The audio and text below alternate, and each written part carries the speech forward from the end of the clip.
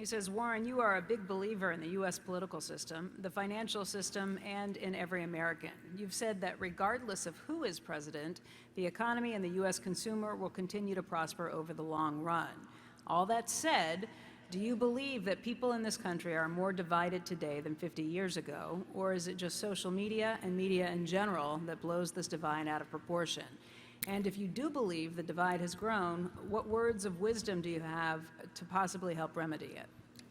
Now, I would say this, multiple times in my life, people have felt the country was more divided than ever, and I've gone through periods where people I knew and admired thought that because the other party was in power, that there never would be another election, that the Constitution would. I've heard everything. Now, the interesting thing is, this paper from 1942, since then, there have been 14 American presidents. Just since my young venture into the stock market at 11, I've lived under 14 of the 44 presidents the United States has had. Now, they call Trump 45, but they count Grover Cleveland twice. So there's really only been 44 presidents of the United States. And 14 of the 44 have been during this period when that $10,000 became 51 million.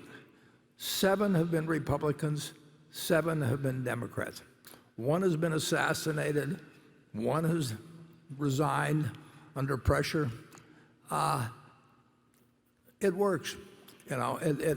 If you'd told me at the start, that you'd have a Cuban Missile Crisis, and you'd have nuclear weapons, and you'd have a panic in 2000, financial panic, and you'd have many recessions, and you'd have war in the streets in the late 60s from a divided country, you'd say, why the hell are you buying stocks? And through it all, America, in fits and starts, but America really moves ahead. And we survived a civil war. I mean, I hate to think of having to do it that way, but this country, in only less than 3 of my lifetimes, if you go back 3 of my lifetimes, you go back 263 years, I guess, and Thomas Jefferson is 12 years old, and that's just 3. And there was nothing here. You've flown in from all over to Omaha today, and you flew over a country with more than 75 million owner-occupied homes and 260 million vehicles and great universities and medical systems and everything. And it's all a net gain in less than 3 of my lifetimes. So, and we've had these events since I started buying my first stock.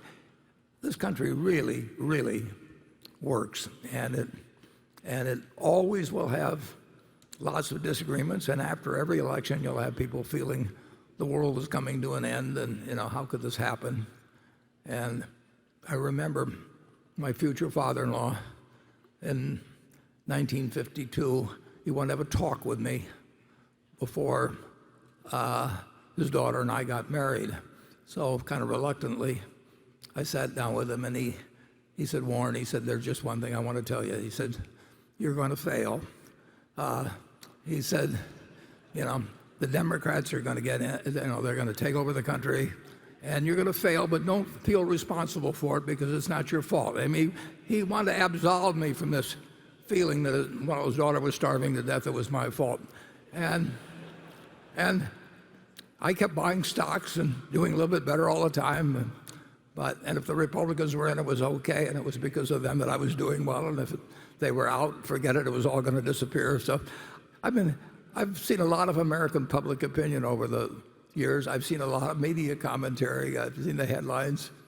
And when you get all through with it, this country has 6 times the per capita GDP growth, the GDP per capita that it had when I was born. One person's lifetime, 6-for-1 change. Everybody in this room essentially is living better in multiple ways than John D. Rockefeller Sr. was, who was the richest person, in the world during my early years. And we're all living better than he could live. So this is a remarkable, remarkable country, and we found something very special.